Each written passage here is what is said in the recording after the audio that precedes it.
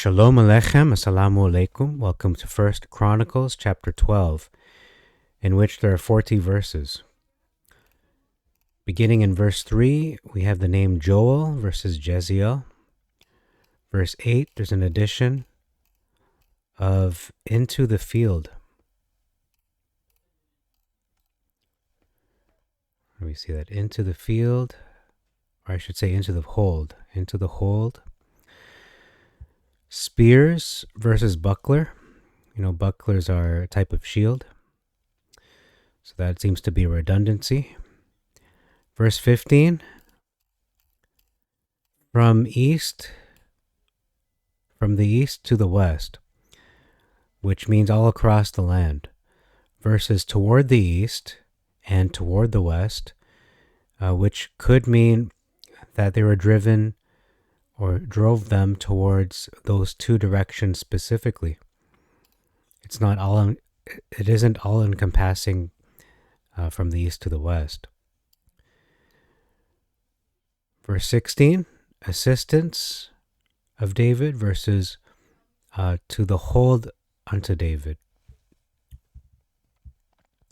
Verse 17, an addition of to help me.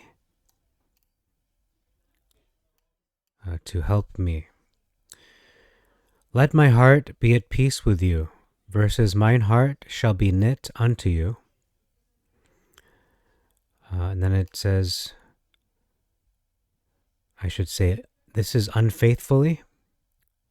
Okay, to my enemies unfaithfully, versus seeing there is no wrong in mine hands. So talking about their unfaithful behavior versus David's behavior. Verse 18, the Spirit came, and the footnote reads clothed. So the Spirit clothed, perhaps. A captain versus chief, implying the chief, implying that he was the chief. Go, David, son of Jesse, thou and thy people, versus thine are we, David, and on thy side, thou son of Jesse. So one is saying, depart, David, go, versus we belong to you. So two different things being expressed. Verse 19, and some came to David from Manasseh, verses, and there fell some of Manasseh to David.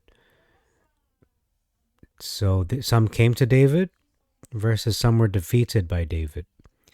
An addition of when he came, talking about David, when he came.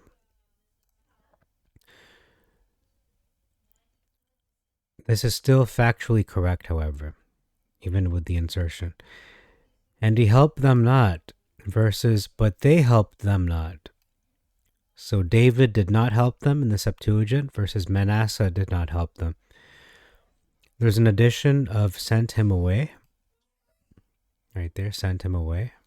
I can highlight that. Big difference in this verse. It says, with the heads of those men will he return to his master Saul, versus he will fall to his Adon Saul, to the jeopardy of our heads. Verse 20, a continuous difference, a significant one. It says here, came versus fell. There came to him of Manasseh versus there fell to him. Verse 23, were the names, it says the names of the commanders, as mentioned in verse 20, versus numbers as described in the following verses. And then it says here, commanders of the army versus the bands that were ready, armed to the war. Verse 30, skipping ahead there. Houses of their fathers versus, I should say in the footnote, it says In the Greek, their fathers' families. Verse 32, with them, all their brethren with them, versus all their brethren were at their commandment.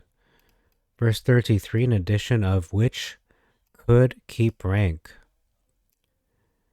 Significant difference as well in this verse. It says not weak-handed versus not of double heart. So there are other fighters who could be weak-handed or at least average strength. These men were exceptionally strong in the Septuagint, versus the double heart being described means they do not really want to fight, which would disqualify them from even joining in the first place.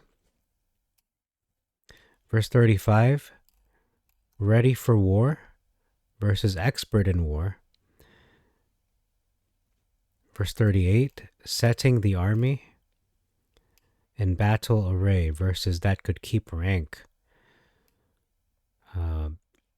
With a peaceful mind towards him versus came with a perfect heart. And we see the footnote for mind is soul in the hard copy. And then we see towards the second half, it says, the rest of Israel were of one mind versus of one heart. Verse 40, there's an omission of donkeys, or the antiquated term asses, or let's just leave it at that. Calves versus oxen. And that's it for this chapter. So thank you very much for your time. Till next time, I bid you all Shalom Aleichem, Assalamu Alaikum, Eirini Mazisu, Pax Vobiscum, peace be unto you, and Maranatha. And for those celebrating Sukkot, Chag Sukkot Sameach.